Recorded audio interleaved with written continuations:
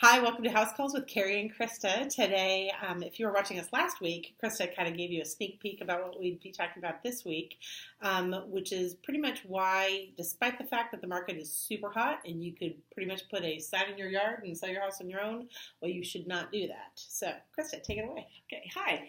So, yeah, this is a seller's market in Tri-Cities, and everybody kind of knows that at this point, hopefully. And if you don't, you haven't been go outside. Back go back and watch some old house calls where Right. we tell you, there's no inventory. So yeah, it is a seller's market. It's a great time to be a seller. It's also, still a great time to be a buyer. There's still wonderful houses being sold, and we still have a very good cost of living here in the Tri-Cities, so it is still affordable.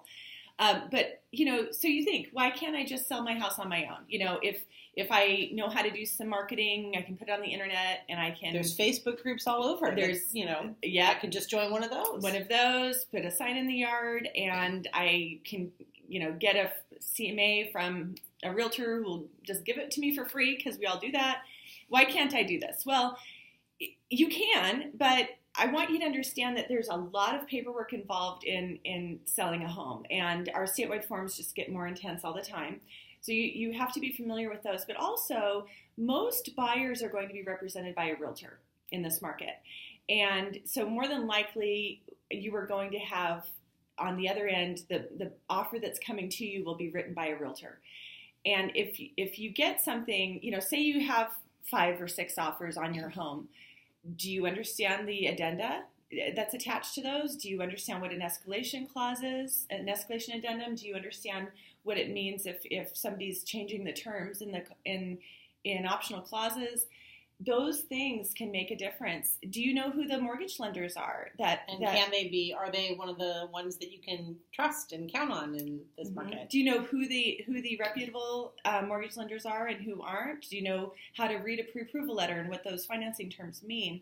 So all of those things are important, and just kind of remember, we're not trying to scare you, but gosh, it sounds like we are. But it is important. We are trained professionals, and we go through ongoing continuing education training, and it's good to have a representative, somebody representing you through the entire transaction from start to finish, and not just doing the marketing and the pricing for you, but also helping maintain that transaction. Right. Well, and actually, I wanted to bring up another point, and I know this is kind of going to go longer than we usually like to do, but just true to form, you were focusing on the paperwork and the addenda, et cetera, which is excellent point. And there's a lot of nuances to purchase and sale agreements and contracts that you need to kind of have somebody who's more familiar with it than the standard person is to know what's going on. But anyway, I think about it from the emotional perspective. No other investment that a person does is as emotionally wrought as purchasing or selling your home. Mm-hmm. Nobody gets emotional over selling their stock.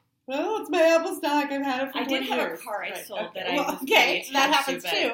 But still, it's not hundreds of thousands of dollars. That's true. Right. So I recently had a situation where I was representing the seller, somebody else was representing the buyer, and there was a little bit of a personality conflict at the end, and the buyer was adamant about something, and the seller was like, okay.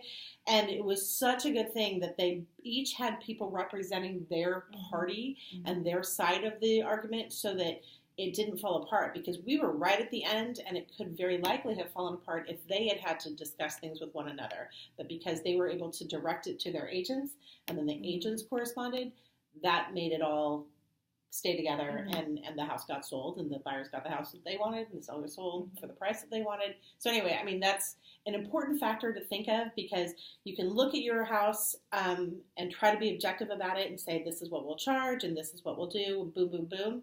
But there's so many other things that crop up that you just don't think are going to crop up, because it's your home, for crying out loud. Yeah. So we take, hopefully a good realtor will help. You can be emotional, but we're able to kind of step back and look at it logically and reasonably, and also strategize on your behalf for the best foreseeable outcome, and provide you with information so that you can make a well-informed decision. And that's really what it's all about. So 100%. Okay. So, all right. Thanks so much for watching, Thank you guys. Have See a you great next week. Bye.